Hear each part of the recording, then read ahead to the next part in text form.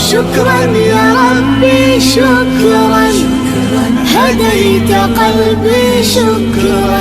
بسم اللہ الرحمن الرحیم. رات کافی بیت چکی ہے اور بارش بھی ہے.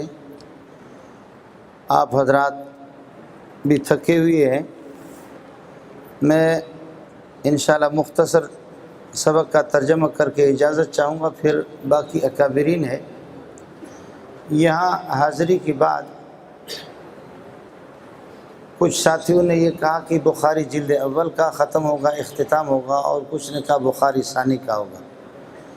بالا کوٹ میں ایک دفعہ گیا تو وہاں بھی اس قسم کا مسئلہ پیش آیا کہ کچھ مشکات اول پڑھانے والا ساتھی کہہ رہا تھا کہ باب الوصایا مشکات اول کا ختم باب الوصایا پر ہوگا، اور جلد ثانی پڑھانے والا کہہ رہا تھا کہ جی اس پر یہ ہے کہ خیر هذه الامت اس پر مشکات کا اختتام ہوگا، مشکات ثانی کا.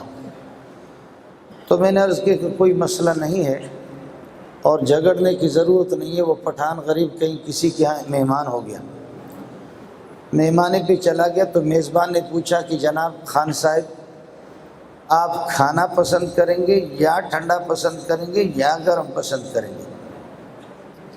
کھانا پسند کریں گے یا ٹھنڈا یا گرم؟ اس نے کہا یا کا بچہ یا کیا ہوتا ہے، تینوں لے کر کے آ جائیں.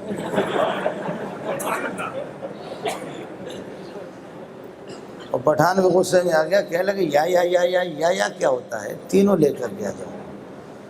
تو یہاں بھی میں نے ساتھیوں سے عرض کیا کہ بخاری اول کا ختم ہوگا یا بخاری ثانی کا، یا نہیں، یہ دونوں لے کر کے آ جائیں. تو اس لیے یہ دونوں لے کر کے آگے میری حیثیت اس پٹھان کی ہے. یہ جو کتاب ہے آپ کی، آپ نے شروع کی ہے، 7,000 سے زائد حدیثیں اس میں ہیں، اور 9,000 تک بھی لوگوں نے پھر تعلیقات وغیرہ کو جمع کر کے 9,000 تک بھی پہنچایا ہے. اور 7,000 میں احادیث موقوفہ اور مقطوعہ اور تعلیقات اور مقررات کو ساکت کرنے کے بعد 2,700 تک روایتیں رہتی ہیں. طلبہ کرام اور اساتذہ کو معلوم ہے، انشاءاللہ میں ایسی بات کروں گا کہ عوام کو بھی کچھ پلہ پڑے گا، علمی خالص بات نہ ہو. کتاب کی ابتدا باب کیف کان بدء الوحی الی رسول اللہ صلی اللہ علیہ وسلم وقول اللہ عز وجل انا اوحینا الیک کما اوحینا الی نوح والنبیین من بعدہ. غور کرنے کا مقام ہے، علماء بھی اس کو سمجھ لے اور عوام بھی سمجھ لے کہ وحی کا سلسلہ آدم علیہ السلام سے شروع ہو چکا ہے، لیکن آدم علیہ السلام کی وحی کا تذکرہ نہیں کیا جا رہا ہے، بلکہ بتایا جا رہا ہے کہ پیارے محمد آپ کی طرف کس طرح وحی ہوگی جیسے کہ نوح علیہ السلام پر وحی ہوئی ہے. وحی کا سلسلہ تو آدم علیہ السلام سے ہے، لیکن آپ پر جو وحی ہو رہی ہے اس وحی کو تشبیہ دی جا رہی ہے نوح علیہ السلام والی وحی کے ساتھ. علماء کرام اور یہاں شاید لدھیانوی صاحب بھی موجود ہوں اور آپ حضرات ذرا متوجہ ہیں. انبیاء کی 3 جماعتیں، 1.25 لاکھ انبیاء کو مفسرین نے 3 جگہ پر تقسیم کیا ہے. پہلی جماعت انبیاء کی آدم علیہ السلام سے لے کر کے نوح علیہ السلام تک، ان کا کام اور ان کی ذمہ داری یہ ہے، یہ احکام شرعیہ کو بیان کریں گے. جو مان لے تو سبحان اللہ، نہ مانے تو اس سے کسی قسم کا ٹکراؤ نہیں ہوگا. اس جماعت کا کام یہ ہے کہ اپنا مذہب چھوڑو نہیں، دوسروں کو چھیڑو نہیں. یہ پہلی جماعت ہے. اگر کوئی بات مان لیتا ہے تو سبحان اللہ، نہ مانے تو اس سے کسی قسم کا الجھاؤ نہیں ہوگا اور اس سے کوئی ٹکر نہیں ہوگا. آدم علیہ السلام سے لے کر کے نوح علیہ السلام تک. نوح علیہ السلام یہ روتا زیادہ تھا، گریہ و زاری کرتا تھا. نام اس کا عبد الغفار ہے. اور نوحن و نوحن کا معنی زیادہ رونا. اللہ تعالی ہم سب کو یہ رونے والی نعمت بھی عطا فرمائے. یہ روتے زیادہ تھے تو اس وجہ سے ان کو نوح کہا گیا. ان کا کام یہ ہے کہ نوح علیہ السلام سے لے کر کے موسیٰ علیہ السلام تک احکام شرعیہ کو، خدا کے حکم کو بیان کریں گے۔ بیان کرنے کے بعد اگر کوئی بات مان لیتا ہے تو مان لیتا ہے، نہ مانے تو پھر زبانی طور پر اس سے جہاد شروع ہوگا۔ اس کی برائی پر اور منکر پر نکیر کی جائے گی اور زبانی جہاد ہوگا، جہاد باللسان جس کو کہا جاتا ہے۔ یہ نوح علیہ السلام سے لے کر کے موسیٰ علیہ السلام تک۔ تیسری جماعت موسیٰ علیہ السلام سے لے کر کے پیارے پیغمبر صلی اللہ علیہ وسلم تک۔ ان کا کام یہ ہے کہ حکم خدا کو بیان کریں گے، مسئلہ شرعیہ کو بیان کریں گے اور ایمان کی تفصیلات بیان کریں گے اور کفر کی قباحت کو بھی بیان کریں گے۔ اس بیان کرنے کے بعد پھر حکم یہ ہوگا کہ مان لو، ایمان لاؤ۔ اگر ایمان نہیں لا سکتے تو پھر اپنے گھونسلوں کے اندر وہیں پر گھس کر کے عبادت کرو، چرچوں میں، مندروں میں اور کلیساؤں میں عبادت کرو، لیکن کفر کے پرچار اور کفر کی اشاعت کی اجازت آپ کو نہیں ہوگی۔ ہماری حکومتیں آپ کو تحفظ فراہم کریں گے، لیکن آپ کو ٹیکس دینا ہوگا۔ حتیٰ یؤتوا الجزیۃ عن ید وہم صاغرون، ذلیل ہو کر کے ٹیکس دو گے۔ کفر کے نعرے لگانے کے ہماری گلی کوچوں میں آپ کو اجازت نہیں ہوگی۔ پہلی بات آپ ایمان لائیں گے، اگر ایمان نہیں لائیں گے تو پھر یہ ہے کہ ہم آپ کو تحفظ فراہم کریں گے، آپ اپنے گھونسلوں میں، اپنی عبادت گاہوں میں عبادت کرو، لیکن یہاں اسلام کی روشنی صرف دنیا کے اندر پھیلے گی، آپ کو کفر کی پرچار کرنے کی اجازت نہیں ہوگی۔ آپ ٹیکس دیں گے، ہم آپ کے سارے حقوق آپ کو دے دیں گے اور اقلیتوں کا لحاظ کریں گے۔ بصورت دیگر اگر یہ آپ کو قبول نہیں ہے تو پھر یا تم یا ہم۔ آپ حضرات بات سمجھ رہے؟ یا تم یا ہم۔ یہ حضرت موسیٰ علیہ السلام سے لے کر پیارے پیغمبر تک یہ 1.25 لاکھ انبیاء کی 3 جماعتیں میں نے آپ کو بتائی۔ اب ہمارے تبلیغ والی جماعت والوں کو اللہ جزائے خیر دے، وہ پہلی جماعت میں داخل ہیں۔ ہمارے تبلیغی جماعت وہ پہلی جماعت میں کہ اپنا مذہب چھوڑو نہیں، دوسروں کو چھیڑو نہیں، بس ٹھیک ہے۔ اگر آپ تبلیغی کو ڈھیلا اٹھا کر کے ماریں گے نا، تب بھی آپ سے بدلہ نہیں لے گا، اور وہ ڈھیلا اٹھائے گا، آپ بھاگ جائیں گے کہ شاید مجھے مار رہا ہے، وہ آپ کو مارے گا نہیں۔ وہ یہ کہے گا بھائی ٹھہرو، اللہ کے لیے بتاؤ یہ ڈھیلا پاک تھا یا پلید تھا، آپ نے مجھے جو مارا، میں اپنے کپڑوں کو دھوؤں یا نہ دھوؤں۔ آپ بات سمجھ رہے ہیں؟ یہ پہلی جماعت ہے۔ اور دوسری جماعت جو کہ جہاد باللسان کریں گے، باقی جہاد بالسنان، تلوار اور تیر نہیں اٹھائیں گے، یہ جمعیت علماء اسلام والے ہیں۔ آپ سمجھ رہے ہیں؟ یہ جمعیت علماء اسلام۔ اور تیسری جماعت یا تم ہم یا ہم، وہ ملا عمر ہے۔ میں نے تینوں راستے آپ کو بتا دیے۔ 1.25 لاکھ انبیاء کو مفسرین نے اس طرح تقسیم کی، لیکن یہ جو 70-80 علماء فارغ ہو رہے ہیں، ان سے میری گزارش ہوگی کہ آپ غور کر لیں کہ نوح علیہ السلام، آدم علیہ السلام سے وحی کی ابتدا ہے، لیکن آدم کا ذکر بھی نہیں ہے، شیش کا ذکر نہیں ہے، کسی بھی نبی کا ذکر نہیں ہے۔ نوح علیہ السلام کا ذکر جو کیا جا رہا ہے، اس کی بنیادی وجہ کیا ہے؟ تو بات سمجھو، انا اوحینا الیک وحیا کائنا توزی بہ کما اوذی نوح علیہ السلام۔ پیارے محمد، جو وحی آپ پر آ رہی ہے، اس وحی کے نتیجے میں، اس کی پاداش میں آپ کو ان اذیتوں کا سامنا کرنا پڑے گا جن اذیتوں کا سامنا نوح کو کرنا پڑا۔ اس لیے یہ طلباء اور یہ علماء جو فارغ ہو رہے ہیں، ان سے میری گزارش ہوگی، آپ یہ نہ سمجھے کہ یہاں جامع اسلامیہ، جامع منظور الاسلامیہ سے نکل کر کے ہم جائیں گے تو علاقوں میں لوگ ہمارے لیے پھول نچاور کریں گے ہمارے راستوں پر۔ یہ بھی ہو سکتا ہے کہ راستہ آپ کے لیے ہموار ہو، اور یہ بھی ہو سکتا ہے کہ آپ کا گریبان پکڑ کر یا داڑھی پکڑ کر کے چہرے پر کوئی تھوکے، لیکن اس کے لیے آپ کو ذہنی طور پر تیار رہنا ہوگا۔ خالی دل نہیں بلکہ جان بھی منگ دیا، عشق دے گلی دے وچ کوئی کوئی لگ دیا۔ آپ سمجھ رہے ہیں؟ عشق بازی وہ کرے جو جان کی بازی بھی کرے، تن کے کپڑے بیچ کر معشوق کو راضی کرے۔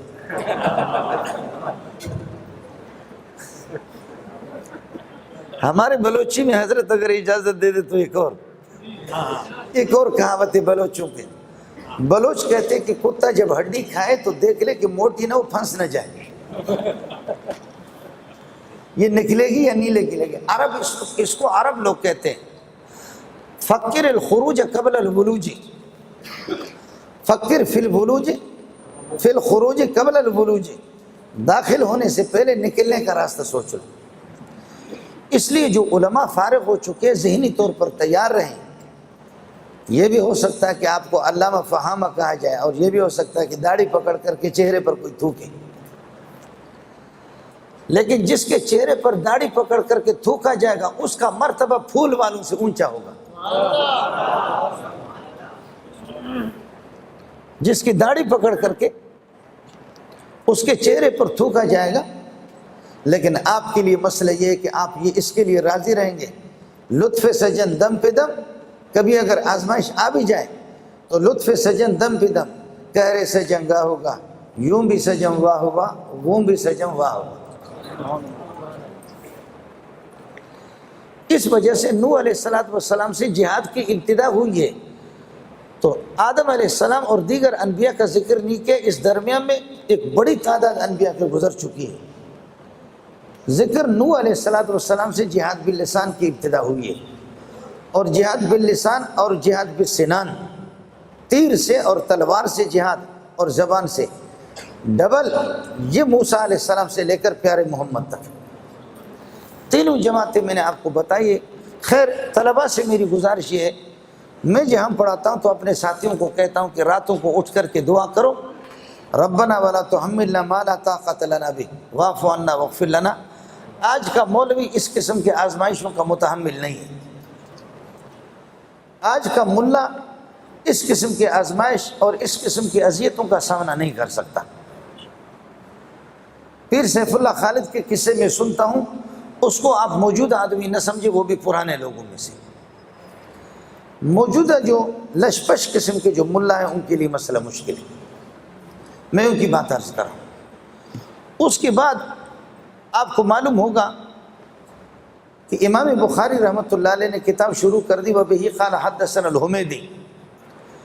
استاد ان کا حمیدی مکی ہے, اور آخر میں جا کر کے کتاب جو ختم کی وبہ قال حدثنا احمد بن اشکاب. اشکاب احمد بن اشکاب یہ مدنی ہے اور حمیدی مکی ہے. اسلام شروع ہوا مکے سے لے کر جا کر کے پھیلا مدینے میں. پہلا استاد ان کا مکی اور آخری استاد ان کا مدنی. اور پہلی حدیث نقل کر دی انما الاعمال بالنیات. اعمال کا مدار وہ نیت پر ہے. اعمال کیا ہے؟ یہ بخاری کی 2 جلدیں جو آپ کے سامنے 1150 صفحات کی, میرے سامنے یہ پوری کتاب یہ اعمال کی کتاب ہے.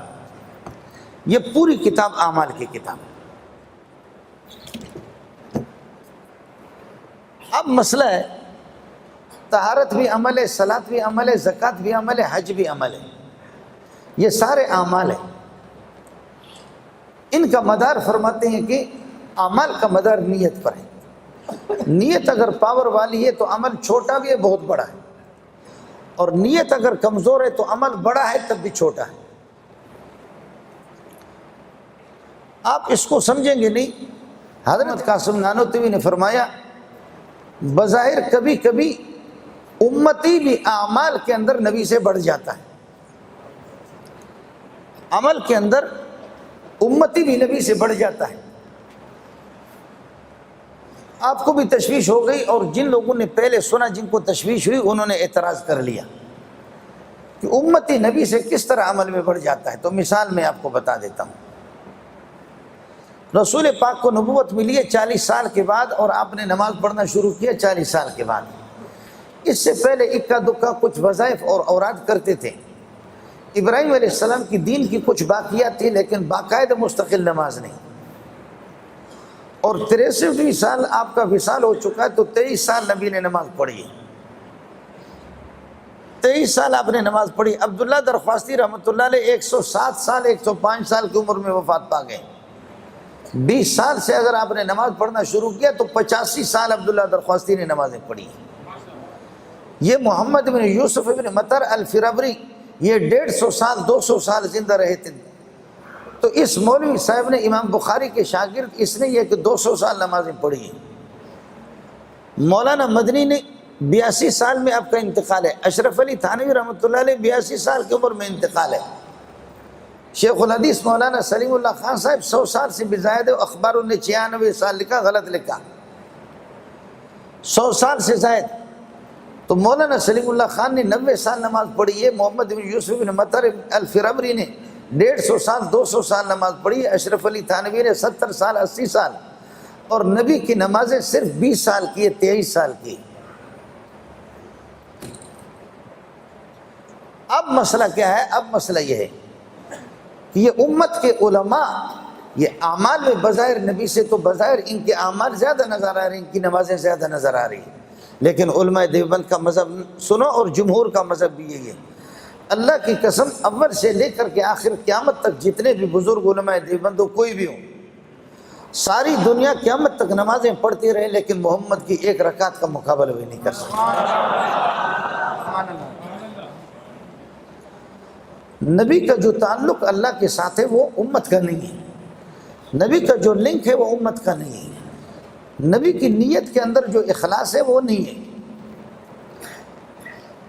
حضرت اقدس پیر سیف اللہ خالد دامت برکاتہ اللہ علیہ اگر محنت کریں اور میں بھی محنت کروں اور ہمارے اساتذہ بزرگان دین اشرف علی تھانوی محنت کریں، زیادہ سے زیادہ یہ لوگ مخلص کہلائیں گے، ان کو مخلص کہا جائے گا. اور قرآن کہتے ہیں کہ وما امروا الا لیعبدوا اللہ مخلصین. لاہور والے مخلص اور مخلص تو نہیں سمجھیں گے، اسم فاعل اسم مفعول تو نہیں سمجھیں گے، اتنا تو سمجھیں گے کہ مخلص لام کا زیر ہے اور مخلص لام کا زبر. امتی کے بارے میں قرآن لفظ استعمال کرتا ہے مخلص لام کے زیر کے ساتھ، اور نبی کے لیے قرآن لفظ استعمال کرتا ہے مخلص لام کے زبر کے ساتھ. دونوں میں فرق یہ ہے، مخلص اس کو کہتے کہ اخلاص نے اس کو تھکایا ہو، اور مخلص اس کو کہتے جس نے اخلاص کو تھکایا ہو. نبی کے بارے میں لفظ ہے مخلص. وَاذْكُرْ فِي الْكِتَابِ مُوسَىٰ إِنَّهُ كَانَ مُخْلَصًا وَكَانَ رَسُولًا نَبِيًّا. اور جہاں پر یوسف علیہ السلام کو محترمہ نے کہا کہ آؤ، آپ تو سمجھ گئے نا، یوسف علیہ السلام کو جب کہ محترمہ نے 10-12 دروازے بند کر دیے ایک ایک کر کے، وَغَلَّقَتِ الْأَبْوَابِ. وہ مولی منظور کے گھر کے ٹوٹے ہوئے دروازوں کی طرح نہیں تھے، بادشاہ کا گھر تھا. اسپیشل دروازے اس نے بند کرتے کرتے ایک ایک کر کے بند کیا. وقالت حیت لک اقول لک تعال اقبل، آؤ آؤ. تو قال معاذ اللہ انہ من عبادنا المخلصین، لام کے زبر کے ساتھ ہے، انہ من عبادنا المخلصین. اگر کوئی مخلص ہوتا تو شاید زلیخا کی دعوت کو قبول کر لیتا. اگر کوئی مخلص ہوتا تو شاید دعوت کو قبول کر لیتا، لیکن یہ مخلص نہیں بلکہ کیا تھا؟ مخلص تھا. اس لیے قال معاذ اللہ، لفظ اصل میں اعوذ معاذ اللہ، لیکن اعوذ کا وقت نہیں ملا تو اس لیے جلدی جلدی میں کہہ دیا معاذ اللہ. یہی حال ہے. ایک ہوتا ہے صادق کہ جو سچائی کا محتاج ہو اور سچائی کو اپنانے کی کوشش کرے. دوسرا ہوتا ہے صدیق. صادق اس کو کہتے ہیں کہ سچائی آگے وہ پیچھے، اور صدیق اس کو کہتے ہیں کہ وہ آگے نکل چکا ہے، سچائی پیچھے رہ گئی. خیر، میں آپ کا زیادہ وقت لینا بھی نہیں چاہتا، یہ جمعے کی تقریر بھی نہیں ہے، کتاب کو مجھے حل کرنا ہے. انما الاعمال بالنیات، یہ پوری کتاب 1150 صفحات یہ اعمال کی کتاب ہے، طہارت، صلاۃ، زکوٰۃ، حج. اب میں حضرت اقدس مولانا حفیظ اللہ کی کتاب کی طرف آ رہا ہوں،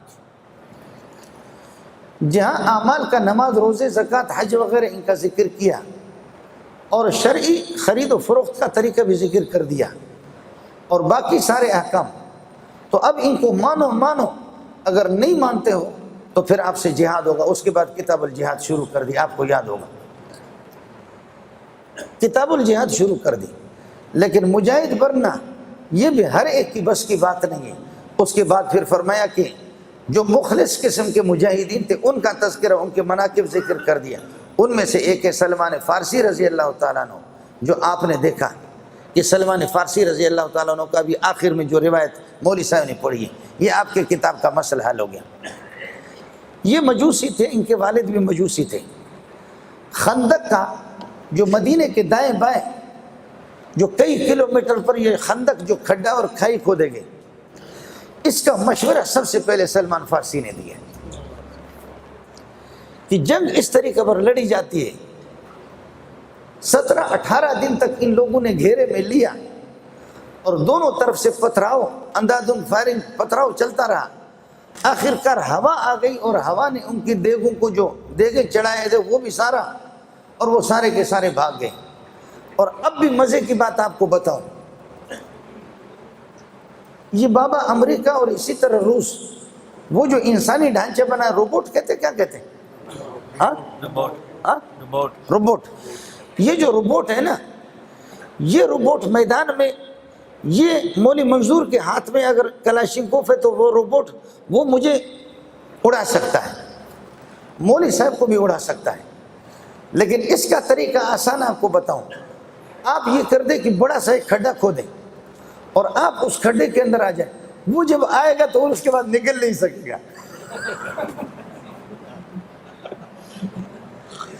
یہ جو روبوٹ جو تباہ ہو گئے، یہ بھی تباہ اس شیر نے سلمان فارسی نے کیے۔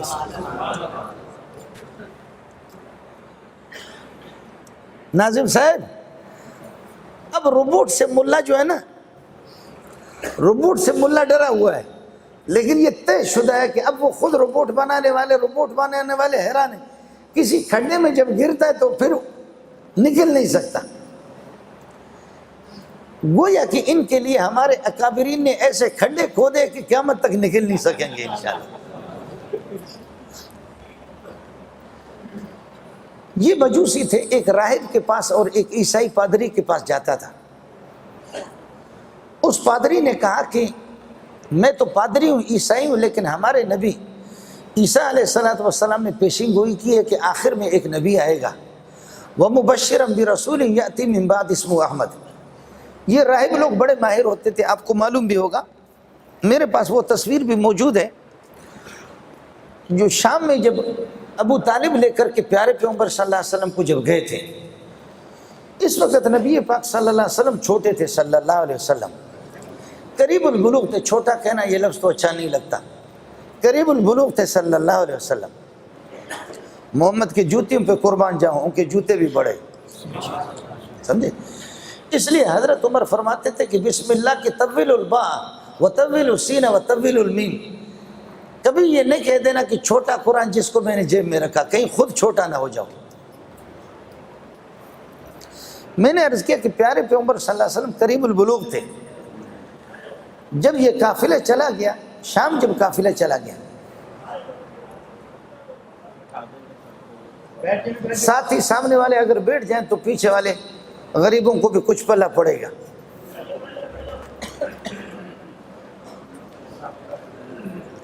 مہربانی کریں، آپ کا احسان ہوگا اگر آپ لوگ بیٹھ جائیں گے، سامنے والے ساتھی، اللہ آپ کو جزا خیر دے گا انشاءاللہ۔ تنگی یقیناً ہے، بہت رش ہے۔ جب یہ قافلہ جا رہا تھا ابو طالب کا، تو جس درخت کے نیچے لوگ پہلے بیٹھے ہوئے تھے، دھوپ تھی، شدید قسم کی دھوپ تھی۔ ابو طالب اپنے قافلے کو، عربوں کو لے کر کے جب وہاں قریب جا رہا تھا، تو باقی لوگ آ کر کے اس درخت کے سائے میں بیٹھ گئے، لیکن پیارے محمد کو جگہ نہیں ملی صلی اللہ علیہ وسلم۔ تو آپ ایسے کھڑے رہے، اس طرف نکلے، تو درخت نے یہ کر دیا کہ جس طرف پہلے اس طرف نبی تھے تو درخت نے اپنا سایہ اس طرف موڑ دیا، اور جب آپ کو وہاں جگہ نہیں ملی، آپ اس طرف آگے تو درخت کا سایہ پھیر کر کے نبی کی طرف آگے۔ میں صرف اپنے مسلمان بھائیوں سے یہ عرض کر سکتا ہوں، ہاتھ جوڑ کر کے علماء سے اور عوام سے یہ کہوں گا کہ درختوں کے سایہ اور درخت اور دریا کے موجوں نے اپنا رخ محمد کے کہنے پر موڑ دیا، آپ بھی اپنی زندگی کے رخ موڑ دے، خدا کی قسم کامیابی کامیاب ہے۔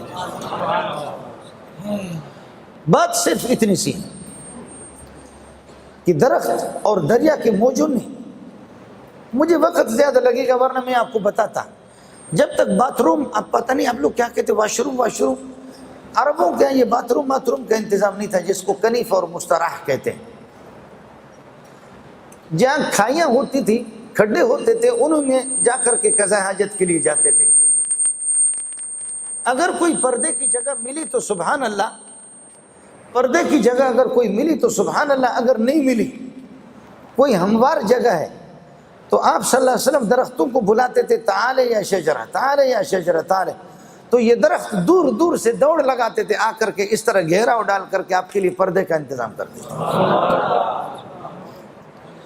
اس لیے گزارش ہے ساتھیوں سے، میں نے عرض کیا کہ طوفان اور ہوائیں اور دریا کی موجیں اور جانور اور درخت اپنے سایہ، اپنا رخ انہوں نے موڑ دیا. یتفیع ظلالہ عن الیمین والشمائل میں آیت نہیں پڑھتا کہ یہاں پر سجدہ نہ ہو جائے. آپ دیکھیں جب انہوں نے رخ موڑ دیا تو مسلمانوں سے میری گزارش ہوگی کہ محمد کے کہنے کے مطابق آپ اپنی زندگی کا رخ موڑ دیں. بہرحال حضرت سلمان فارسی کا عرض کر رہا تھا، جہاں بخاری نے ابتدائی عبادات کو بیان کیا اور اسی طریقے پر معاملات کو بیان کر دیا، تو اس کے بعد فرمایا اب ان کو منوانے کا طریقہ جہاد ہے، جہاد کو شروع کر دیا. اور پھر اس کے بعد مخلص مجاہدین کا ذکر کیا، ان مجاہدین میں سے سلمان فارسی بھی ہے. اور پھر اس کے بعد جہاد کا طریقہ بتایا کہ جہاد کا طریقہ کیا ہے، وہ مولانا عزیز الرحمان کی بخاری ثانی میں. اس کے بعد پھر جہاد کا طریقہ شروع کیا، اللہ آپ کا بھلا کرے. تو حضرت مولانا حفیظ صاحب کا پہلا حصہ تھا اور دوسرا حصہ یہ ہو گیا. حضرت کو بہرحال میں نے عرض کیا کہ ایک راہب نے، پادری نے، ان کو یہ سب کچھ علم تھا، ان کو بہت سی چیزیں کے بعد انہوں نے کہا کہ سلمان آپ مجوسی آتش پرست ہیں، میں عیسائی ہوں، لیکن آپ کو بتاؤں کہ ایک نبی آنے والا ہے اور اس نبی کی نشانی یہ ہے، آخری نبی کہ ہمارے نبی نے بھی اس کے لیے پیشن گوئی کی ہے. اس کی نشانی یہ ہے کہ وہ صدقہ نہیں کھائے گا، صدقہ مولی منظور کھائے گا.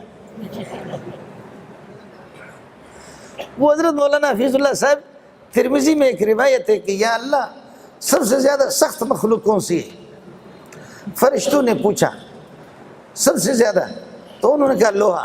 اللہ نے فرمایا یا اللہ اس سے زیادہ سخت، کہا آگ ہے جو لوہے کو بھی جلا کر کے ختم کر دے. کہا اس سے زیادہ سخت، کہا اس سے زیادہ سخت. پھر پانی ہے جو آگ کو بھی بجھا دیتا ہے. کہا اس سے زیادہ سخت. کہا ہوائیں، طوفانیں ہیں جو اس کو بھی، پانی کو بھی اڑا دیتے ہیں. کہا اس سے زیادہ سخت مخلوق، کہا صدقہ ہے جو تمام مصیبتوں کو ٹال دیتا ہے. یہاں تک حدیث پوری ہو گئی. آگے میں ساتھیوں کو کہتا ہے اس سے زیادہ سخت ملا ہے جو صدقے کو بھی کھا جاتا ہے.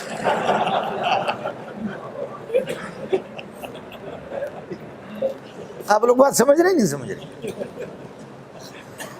اس لیے ابتدا میں پہلے صفحے میں بھی آپ نے پڑھا کہ شدید سردیوں میں ایک نبی کی ذات میں 4000 انسان کی طاقت ہوتی ہے. لیکن اتنا طاقتور انسان تب بھی جب آپ پر وحی نازل ہوتی تھی، وَلَقَدْ رَأَيْتُ يَنزِلُ عَلَيْهِ الْوَحْيُ فِي الْيَوْمِ شَدِيدِ الْبَرْدِ. شدید سردی میں جب وحی آتی تھی تب بھی پیارے محمد کے پسینے چھوٹتے تھے صلی اللہ علیہ وسلم. اس کی وجہ یہ ہے کہ یہ وحی، یہ احادیث، یہ قرآن بہت بھاری ہے. اِنَّا سَنُلْقِي عَلَيْكَ قَوْلًا ثَقِيلًا، اِنَّا سَنُلْقِي عَلَيْكَ قَوْلًا ثَقِيلًا. قرآن بہت بھاری ہے، حدیث بہت بھاری ہے. اور آخری جو حدیث ہے ثقیلتان فی المیزان سبحان اللہ وبحمدہ، یہ پورا قرآن اور حدیث بہت بھاری ہے. اور ان کو اٹھانے والا ملا وہ بھی بہت بھاری ہے. ان کو اٹھانے والا کیا ہے؟ ان کو اٹھانے والا ملا وہ بھی بہت بھاری ہے. یہ ملا سب سے زیادہ سخت طاقتور ہے. اگر آپ اس کی طاقت کو نہ سمجھیں نا تو یہ جو افغانستان والے ہوتے تھے 4-5 مہینے کی روکھی سوکھی روٹی 3 مہینے 4 مہینے یہاں سے سکھا کر کے ان کو بھیجتے تھے بوریوں میں، تو وہ آپ کھا نہیں سکتے. ہم لوگ وہ چبا نہیں سکتے. چبانے کے بعد حلق سے وہ جائے گی نہیں، جائے گی تو پھر نکلے گی نہیں، نکلے گی تو خون لے کر کے نکلے گی. لیکن یہ مولوی لوگ بڑے آسانی سے کھاتے. خیر عرض یہ کر رہا تھا کہ ابتدا میں اس حدیث کو بیان کر دیا. بہرحال انما الاعمال بالنیات کے اعمال کے اندر پاور جو آئے گا وہ نیت کی وجہ سے. میں نے عرض کیا کہ نبی کی نیت میں جو پاور ہے وہ امت کے لیے. اب اگر نیت میں پاور ہے، عمل چھوٹا ہے تو بہت بڑا ہے، نیت کمزور ہے، عمل بہت بڑا ہے لیکن کچھ بھی نہیں ہے۔ اس لیے آپ نے فرمایا مثال دے کر کے، بخاری میں روایت ہے کہ واللہ لو انفق احدکم مثل احد لما بلغ مد احد ولا نصیفہ، خدا کی قسم میرا صحابی اگر 2.5-3 کلو گندم خرچ کرے، اس کو جتنا اللہ قبول فرمائیں گے، اللہ راضی ہوں گے۔ آپ کے احد پہاڑ کے برابر سونے خرچ کرنے پر بھی اللہ اتنا راضی نہیں ہوگا۔ اس کی وجہ یہ ہے کہ صحابہ کی نیتوں پر آپ نے عمل کیا، ان کی دلوں پر۔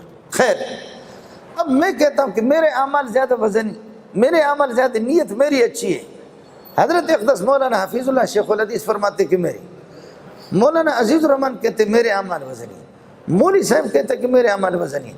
امام بخاری نے پورا کتاب الاعمال، یہ 1100 صفحات کی کتاب، یہ کتاب الاعمال ہے۔ اب لڑنے کی ضرورت نہیں، تبلیغی کہتے کہ میرے عمل وزنی، میں کہتا میرے وزنی ہے، تو فرماتے باب قول اللہ تعالی ونضع الموازین القسط، ہم ان کو تولیں گے، اعمال کو تولنے میں پتہ چلے گا کہ کس کا عمل وزنی ہے۔ جھگڑنے کی ضرورت نہیں ہے۔ وہاں پر کہتے کہ ایک موٹا آدمی بھی لایا جائے گا، آدمی یہ سمجھے گا کہ بہت کچھ ہوگا، لیکن لا یزن عند اللہ جناح بعوضۃ، مچھر کے پر کے برابر بھی اس کا وزن نہیں ہوگا۔ ترمذی جلد ثانی کے اندر یہ روایت ہے۔ اس لیے میرے بھائی جان، اعمال کو تولا جائے گا۔ وہ کہتے ہیں نا، آپ ناپ ترازو لے کے تولو، ساڑھا پلہ بھاری ہے۔ تو یہی ہوتا ہے کہ عمل چھوٹا سا ہے لیکن نیت نہیں۔ اس لیے ساتھیوں سے گزارش ہے، ایک بات آپ سے، بات بہت طویل ہو جائے گی۔ سفیان ثوری رحمۃ اللہ علیہ، جو کہ آپ کے حنفی ہے، سفیان ابن عیینہ نہیں، سفیان ثوری رحمۃ اللہ علیہ فرماتے کہ اللہ کی قسم ساری کائنات میں، دنیا میں سب سے زیادہ مشکل کام اپنی نیت کو اللہ کے لیے خالص کرنا، یہ مشکل کام۔ اس کو علماء اور صوفی حضرات یہ سمجھتے، میں ان تفصیلات میں جانا نہیں چاہتا، ورنہ آپ کو میں سمجھانے کا ڈھنگ بھی مجھے آتا ہے، آپ کو میں بتا دیتا۔ اتنی گزارش ہے کہ علماء سے اور عوام سے کہ اپنی نمازیں، روزے، زکوٰۃ خالص کوشش کر لو کہ اس میں ریا اور نمود نہ ہو، نیت کے اندر کوئی ملاوٹ نہ ہو۔ بصورت دیگر اللہ اس بخاری کو اٹھا کر کے قیامت کے دن مولوی منظور کے منہ پہ مارے گا۔ اس لیے امام بخاری رحمۃ اللہ علیہ نے آخری باب قول اللہ تعالی ونضع الموازین القسط لا کر کے معتزلہ پر رد بھی کر دیا۔ وہ کہتے کہ عمل کو اللہ تولے گا نہیں، اور اللہ کو تولنے کی ضرورت کیا ہے؟ اللہ کو معلوم ہے کہ حضرت اقدس مولانا سیف اللہ، اس کی محنتیں اور اس کی نیکیاں زیادہ ہیں، اور مولوی منظور کے کم ہیں، عیسیٰ خان کے زیادہ ہے، موسیٰ خان کے کم ہے، زید کے زیادہ ہے، عمر کے، کون کس گریڈ کی جنت کا مستحق ہے؟ لہذا اللہ کو تولنے کی ضرورت کیا ہے؟ یہ تولنا یہ فضول ہے۔ امام بخاری نے رد کر کے بتایا کہ نہیں، اللہ تولے گا اعمال کو۔ اب آپ بھی کہیں گے کہ معتزلہ کی بات صحیح ہے کہ تولنے کا فائدہ کیا ہے، تو میں آپ کو فائدہ بتاتا ہوں۔ پیر سیف اللہ خالد کو اللہ یہ بتائے گا کہ مولانا، آپ کے جو اعمال ہیں، ان اعمال کے پیش نظر آپ کا جو استحقاق ہے، آپ 25ویں گریڈ کے مستحق ہیں، جنت کے 25ویں گریڈ کے۔ یہ میرا عدل ہے، یہ میرا قانون ہے، یہ ضابطہ ہے، اس کے تحت آپ 25 گریڈ کے مستحق ہیں۔ جی، یہ شکر ہے۔ حضرت پیر سیف اللہ خالد صاحب راضی ہو جائیں گے کہ 25 گریڈ مل گئے، شکر ہے۔ اب اللہ فرمائیں گے یہ میرا عدل ہے، 25 گریڈ کا آپ مستحق ہے، آپ کے اعمال نے آپ کو یہاں تک پہنچایا۔ آپ علماء بھی پڑھتے رہتے کہ زہایاکم متایاکم، تمہاری قربانیاں اور تمہارے اعمال، متایاکم تمہاری سواریاں ہیں۔ یہ سواری تمہیں 25 گریڈ تک لے جائے گا، 18 گریڈ پر ہر ایک کے اعمال الگ الگ ہیں۔ اب اللہ بتائے گا کہ 25 گریڈ تک تو آپ پہنچ گئے اپنے اعمال کے ذریعے سے، یہ میرا قانون اور ضابطہ ہے، لیکن میں آپ کو 50ویں گریڈ پہ پہنچا دیتا ہوں، یہ میرا فضل ہے، میری مہربانی ہے۔ یہ امت کو دکھلانے کے لیے کہ آپ کی استعداد، آپ کی صلاحیت اور آپ کی بھاگ دوڑ کہاں تک رہی ہے۔ اب اس کے بعد اللہ اپنے فضل کا اظہار فرمائیں گے کہ یہ میری مہربانی، یہ میرا فضل ہے۔ دوسرا یہ کہ تول کر کے کافر کو بتا دیا جائے گا کہ تیری تشکیل جو جہنم ہو رہی ہے، یہ ہماری طرف سے زیادتی نہیں ہے، یہ آپ کے اپنے بد کرداری ہے، بد اعمال ہے، ان کی وجہ سے آپ جا رہے ہیں۔ تیسری بات جو کہ مشہور ہے، جو آپ حضرات علماء مشہور یہاں جو لوگ ختم کراتے ہیں، وہ کہتے ہیں کہ جی معتزلہ اعمال کو از قبیل عرض سمجھتے ہیں اور اعراض کو تولا نہیں جاتا، یہ فضول بات ہے، آپ کی اطلاع کے لیے عرض کروں۔ یہ لے کر کے معتزلہ نے اس کو پھیلایا، لیکن امام ابو حنیفہ قطعاً اس کے خلاف ہے۔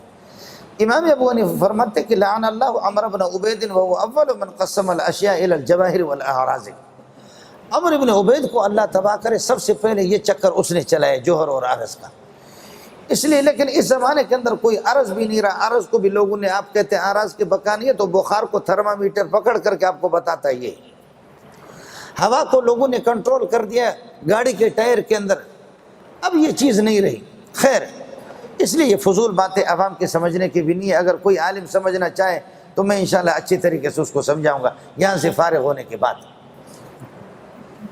اس وقت عرض کر رہا ہوں، البتہ یہ ہے کہ جہمیہ اللہ کی صفات کے قائل نہیں ہے، وہ کہتے ہیں کہ اللہ پاک، معتزلہ بھی کہتے ہیں کہ اللہ پاک نے قرآن پاک کو ایک بورڈ پر لکھا تھا اور جبریل وہاں سے پڑھ کر کے آ کر کے محمد کو بتاتے ہیں، اللہ نے خود اس کلام کو پڑھا نہیں ہے۔ امام بخاری نے رد کر دیا باب قول اللہ تعالیٰ، اللہ خود گفتگو فرماتے ہیں، اللہ خود کلام فرماتے ہیں، اور آپ نے پڑھا مشکات میں حدیث ہے کہ آسمان و زمین کی پیدائش سے پہلے اللہ پاک نے سورہ یاسین اور سورہ طٰہٰ کی خود تلاوت فرمائی ہے، اور قیامت کے دن اللہ، اور حتیٰ یسمع کلام اللہ، اس لیے اللہ کلام فرماتے ہیں۔ یہی متقدمین کا مذہب ہے، میں متأخرین کے مذہب کی طرف جا بھی نہیں رہا ہوں، میں بات ختم کر دیتا ہوں۔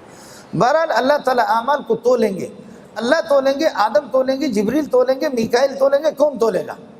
تو علماء کہتے حکم اللہ کا ہوگا، جبریل بھی موجود ہوگا، جبریل سے پوچھا جائے گا کہ آپ وحی لے کر کے آتے رہے، لوگوں نے وحی کو کہاں تک مانی، اور آدم علیہ السلام کو بلایا جائے گا، یا آدم قد جعلتک حکما بینی و بین ذریتک فقم عند المیزان، آدم آپ کھڑے رہ جاؤ، آپ کی اولاد کے اعمال کو آپ کے سامنے تولا جاتا، آدم بھی موجود ہوگا۔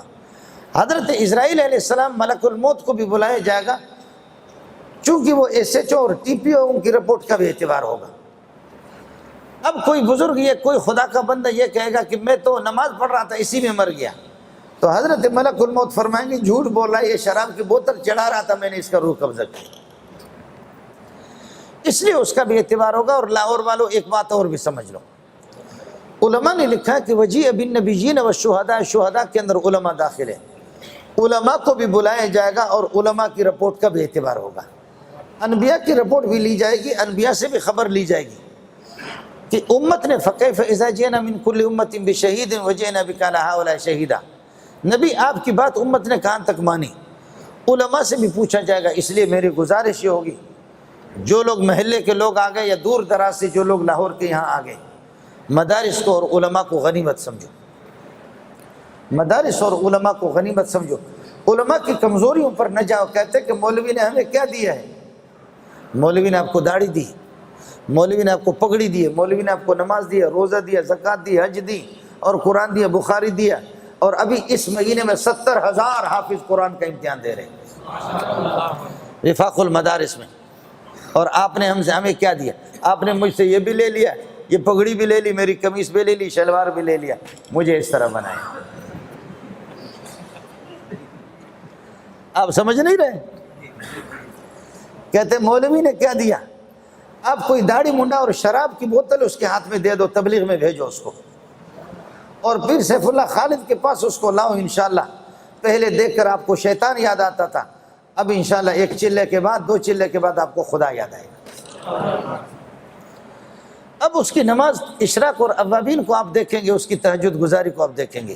جی ہاں، اگر آپ کو باور نہ ہو تو پھر انشاءاللہ میں آپ کو بات بھی کرا دیتا ہوں، بلوچستان کے سرداروں کی بھی، ایسے ایسے سردار جو سینکڑوں لوگ قتل کر چکے ہیں، لیکن جب تبلیغی جماعتوں میں جڑ گئے، تبلیغی جماعتوں میں جڑ گئے، اب وہ علماء کی جوتے سیدھا کر رہے ہیں، ان کو کبھی بھی آپ کی کسی حکومت نے کنٹرول نہیں کیا۔ جو حکومتیں کہتی ہے تو جھک مارتی ہے، ڈاکو کو کہاں کنٹرول کرے گا؟ ان پر کبھی کسی نے کنٹرول نہیں کیا، ان پر کنٹرول کیا تو علماء نے کیا، ان پر کنٹرول کیا تبلیغی جماعت نے، خود سردار ہیں، میرے دوست ہیں، میرے جوتے بھی سیدھا کرتے، ایک نہیں کئی ہے۔ مجھے ٹیلی فون کر کے کہہ رہے ہیں مولوی منظور وقت دے دو، میں نے کہا سردار صاحب آپ نے تو فلان آدمی کے سینے میں پورا برس چھوڑ دیا تھا معمولی بات پر، کہنے لگا یار اب مولویوں نے شکار کیا، آپ ٹائم دے دو۔ میں نے کہا آؤ جامع فاروقی میں، آ گیا سردار صاحب، میں نے دیکھا اتنی بڑی داڑھی، ہاتھ میں تسبیح، میں نے کہا سردار صاحب یہ کیا ہے، یہ پگڑی یہ چیز؟ کہنے لگا یار تبلیغیوں نے شکار کر دیا اسے۔ ہم کبھی کسی فوج سے کبھی کسی سے شکار نہیں ہو گئے، ہمیں شکار کیا تو محمدیوں نے شکار کیا۔ اور یاد رکھو کہ قرآن میں صبغت اللہ ہے، اللہ کا رنگ جس پر لگ جاتا ہے اس کی رنگ بھی الگ ہو جاتی ہے، صبغت اللہ ہے۔ یہ جا کر کے راوڑ میں دیکھو جن پر اللہ کا رنگ لگا ہوا ہے، آپ دیکھتے رہتے ہیں۔ تو عرض یہ کر رہا ہوں کہ علماء ابھی آپ باور کریں نہ کریں، ابھی آپ کے بلدیاتی انتخابات ہو گئے، بلدیاتی انتخابات میں تقریباً 20-25 صحافی حیدرآباد اور میرپور خاص چلے گئے، 40-45 ناظم اور علاقے کے چیئرمین، کوئی 70 سال، کوئی 60 سال، کوئی 50 سال کا، کوئی 40 سال کا۔ اب صحافی ان سے پوچھتے ہیں کہ ابا تو کہ دعا کنوت چیتی، آپ کو دعا کنوت آ رہی ہے؟ کہتے ہیں ہاں چیتی، وہ چھائے اِنَّا أَعْطَيْنَاكَ الْكَوْثَرَ فَصَلِّ لِرَبِّكَ وَانْحَرْ۔ جی یہ آپ کے ملک کے چیئرمین ہیں جو دعا کنوت کہیں اِنَّا أَعْطَيْنَاكَ الْكَوْثَرَ۔ ابا کہتے تو تم بیٹھ جاؤ، ابا تو کہ دعا کنوت چیتی، آپ کو دعا کنوت آ رہی ہے؟ کہتے ہیں ہاں آ رہی ہے۔ وہ بدھائے سناؤ، کہتے ہیں الحمدللہ رب العالمین الرحمن الرحیم۔ یہ دعا کو خدا کی قسم 45 سے زائد آپ کے کیا ہے چیئرمین اور ناظم ایک کو بھی دعا کنوت یاد نہیں۔ پھر بھی آپ کہہ رہے کہ مدارس نے ہمیں کیا دیا، میں ان تفصیلات میں جانا نہیں چاہتا۔ راوڑ کی شاخیں الگ، ان کے حافظ الگ، اور بلوچستان، سندھ، سرحد، پنجاب کے چھوٹے چھوٹے مکاتب ہمارے وفاق میں داخل نہیں ہے، بڑی تعداد حافظوں کی، لیکن جو وفاق المدارس میں ابھی جو امتحان دے رہے وہ 70,000 کے لگ بھگ ہے۔ اور اس کو بھی سمجھو، دبئی، قطر، مسقط، سعودیہ میں بلوچ رہتے، میں بلوچوں کے پاس جاتا ہوں، پوری ہماری بلوچ برادری وہاں رہ رہی ہے۔ سعودیہ جہاں پر ڈیزل ہے، پٹرول ہے، سب کچھ ہے، سونا ہے، چاندی ہے، سعودیہ میں سالانہ حافظوں کی تعداد ایڑی چوٹی کی زور لگا کر 4,500۔ لاہور والوں کچھ تو انصاف کرو نا، اور ناراض بھی نہ ہو جاؤ۔ یہ جو آپ کہہ رہے عبد الرحمن سدیس آ رہا ہے نا، اس سے پتہ بھی کرو، ابھی سدیس آئے گا، آپ لوگ جائیں اجلاس میں ضرور شریک ہو جائیں، جمعے کی نماز پڑھائے گا عبد الرحمن سدیس۔ عبد الرحمن سدیس کے اساتذہ آپ کے پاکستانی ہیں، آپ کون سی سدیس کی یہ ہے کہ خواب دیکھ رہے ہیں؟ سدیس اور شریم اس قسم کے جو ائمہ ہیں، عربوں کو خود بھی قرآن پڑھنا ابھی نہیں آتا تھا، آپ کے پاکستانی وہاں گئے، انہوں نے تجویدوں کو سکھا دی۔ میں کوئی اوپر کی فیرنگ نہیں کر رہا، میں اندر کا آدمی ہوں، مجھے حقائق معلوم ہے، شاید آپ کو معلوم نہیں، میں پورا اندر گھس چکا ہوں۔ اس لیے خدا کا شکر ادا کرو۔ میں عرض کر رہا تھا علماء کی رپورٹ کا بھی اعتبار ہوگا، اللہ کا حکم ہوگا، آدم بھی موجود ہوگا، حضرت جبریل بھی موجود ہوگا، حضرت اسرائیل موجود ہوگا، علماء کی رپورٹ کا بھی اعتبار ہوگا۔ اب چلیے گا، انبیاء کا حساب کتاب نہیں ہوگا، نبی آئے گا اس کو چل تیرے لیے جنت ہے، ان کا حساب کتاب نہیں ہوگا۔ جیسے کہ ہم ایئرپورٹ پر جاتے ہیں نا، تو میری کالی پگڑی کو بار بار مشین لگاتے ہیں، کہتے ہیں مولانا اتار دیں، یہ بھی اتارتے ہیں، اور پھر میں بعض کو کہتا ہوں ادھر دیکھ لو کہ کوئی بم نہ ہو۔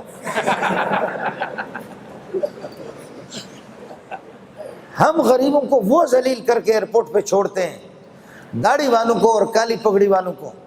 دبئی کے ایئرپورٹ پہ پکڑ کر کے مجھے انہوں نے 1.5-2 گھنٹے بٹھایا، انت من طالبان، آپ طالبان کے؟ میں نے کہا واللہ لست من طالبان، میں طالبان کا نہیں۔ سمجھایا لیکن کچھ بھی نہیں۔ آخر کار مجھے سمجھ میں آ گیا، میرے جیب میں تھا، میں نے نکال دی وہ سرٹیفکیٹ۔ میں نے کہا نا دکتور، میں دکتر ہوں، PhD ڈاکٹر، جیسے آپ کے لاہور میں علامہ اقبال ڈاکٹر گزرا، تو میں نے وہ اپنی سرٹیفکیٹ نکال دی۔ اب میں کہتا ہوں عالم ہوں، حافظ ہوں، مفتی ہوں، تو اس کو تو کوئی جانتا بھی نہیں شیخ الحدیث کو، اب یہ سرکاری ڈگریاں ہوں کیا بہت بڑی چیز ہے، تو میں نے نکال دی۔ میں نے کہا نا دکتور، یا شیخ واللہ انت دکتور؟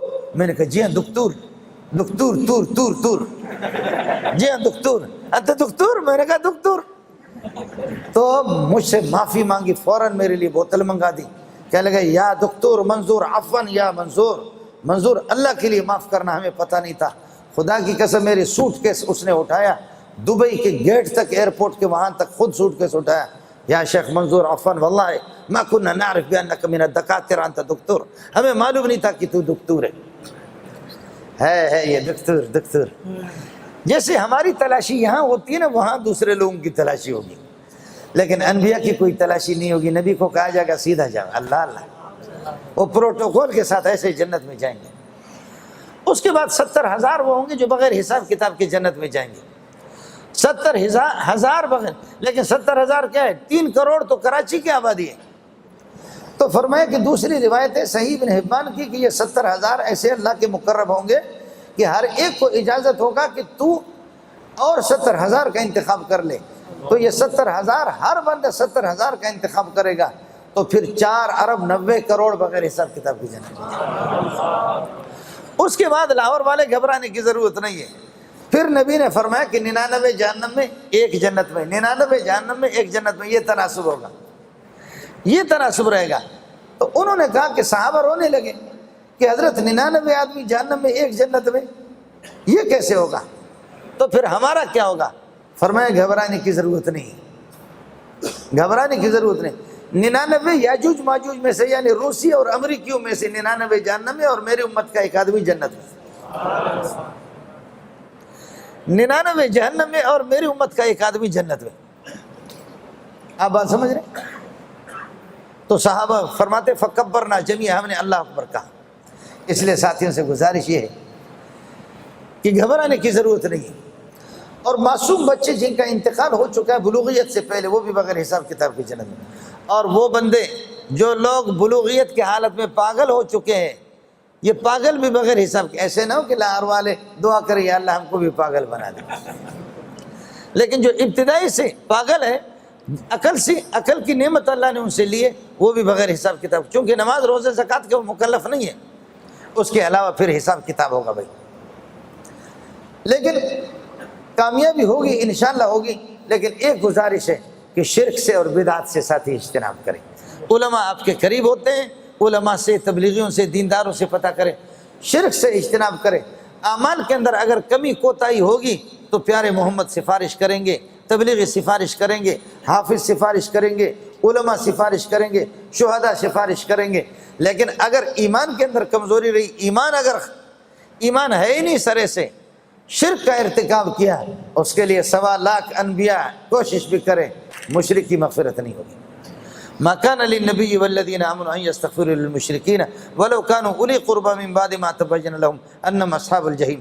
اس لیے فرماتے باب قول اللہ تعالیٰ ونضع الموازین القسط، انصاف والے ترازوں کو رکھیں گے، بہت سے ترازو ہوں گے، میرے لیے الگ، مولوی صاحب کے الگ، مولوی صاحب کے الگ، یا یہ کہ ایک ترازو ہوگی لیکن بڑی ترازو ہوگی، اس میں سب کے اعمال، لیکن جمع کا صیغہ اس لیے لایا ہے کہ جمع کبھی عظمت اور فخامت کے اعتبار سے، یہ بس عوام کو سمجھ میں بھی نہیں آئے گی۔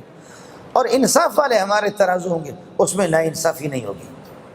ایسا نہیں ہوگا کہ آپ دکان سے 5 کلو چینی خرید کر کے گھر پہ لائیں اور اپنے ترازو پہ تولے تو 3 کلو نکل جاتے، دکاندار نے آپ کو 5 بتائی، ناانصافی کی ہے ظالم نے، آپ کو 5 دیا، یہاں 2 نکلے۔ باب قول اللہ تعالیٰ ونضع الموازین القسط لیوم القیامت لاجل حساب یوم القیامت، قیامت کے حساب و کتاب کے لیے انصاف کے ترازوں کو رکھیں گے۔ اور یہ القسط ذوات القسط آپ نکالیں، یا مصدر ہے اور مبالغۃ محض صفت ویسے بھی بن سکتا ہے۔ وَأَنَّ أَعْمَالَ بَنِي آدَمَ وَقَوْلَهُمْ يُوزَنُ، آدم علیہ السلام کی اولاد، صحیح ہے کہ کفار کے اعمال کو بھی تولا جائے گا، جیسے میں نے پہلے سے عرض کیا۔ بعض مفسرین کا کہنا یہ کہ نہیں، کفار کے اعمال کو تولا نہیں جائے گا، لیکن صحیح قول جمہور کا یہی ہے کہ کافروں کے اعمال کو بھی تولا جائے گا، اور کافر کی جب تشکیل جہنم ہوگی تو اس کو بتا دیا جائے گا دیکھیے آپ کے پاس کچھ نہیں، ایمان جو اصل انجن ہے وہ آپ کے پاس نہیں ہے، تو پھر کیا؟